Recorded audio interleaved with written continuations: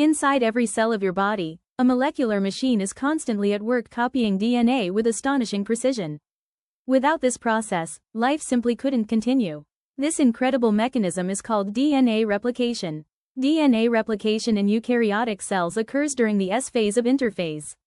This is not a random duplication process, it is a highly regulated, multi-enzyme, energy-driven mechanism that ensures each daughter cell receives an identical copy of the genome. Meselson and Stahl proved that DNA replication is semi-conservative. They first grew E. coli in heavy nitrogen so the DNA became heavy.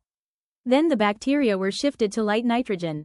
After replication, the DNA showed intermediate density, meaning each new DNA molecule had one old strand and one newly synthesized strand, confirming semi-conservative mode. Replication begins at specific DNA sequences called origins of replication. In eukaryotes, there are thousands of origins per chromosome, because the genome is large. This process starts when the origin recognition complex, or ORC, binds to the origin sequence. An enzyme DNA helicase separates two strands as essential for copying each strand. Helicase moves along the DNA molecule and breaks the hydrogen bonds between complementary bases, causing the double helix to unwind. As helicase separates the strands, single-stranded DNA becomes unstable and prone to degradation. Replication protein A, or RPA, binds to single-stranded DNA to stabilize it and prevent re-annealing. In eukaryotes, RPA acts like single-stranded binding or SSB proteins as in prokaryotes.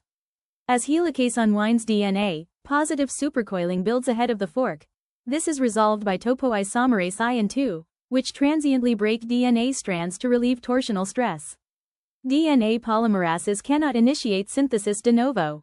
In eukaryotes, primer synthesis is carried out by a complex of primase and DNA polymerase alpha. Primase synthesizes a short RNA primer, approximately 10 nucleotides long. Then DNA polymerase alpha extends it with about 20 to 30 DNA nucleotides. This hybrid RNA-DNA primer serves as the starting point for elongation.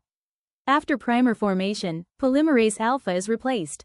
On the leading strand, DNA polymerase epsilon takes over. It synthesizes DNA continuously in the 5' to 3' direction, following the helicase. The lagging strand is synthesized discontinuously as Okazaki fragments, each about 100 to 200 nucleotides long in eukaryotes. Here, DNA polymerase delta extends each fragment.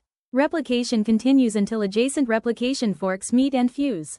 Unlike bacteria, eukaryotes do not have a specific termination sequence. Termination occurs when replication bubbles merge. DNA ligase seals the nick by forming a phosphodiester bond using ATP. The result is two identical DNA molecules, each composed of one original parental strand and one newly synthesized strand. This confirms the semi-conservative nature of DNA replication.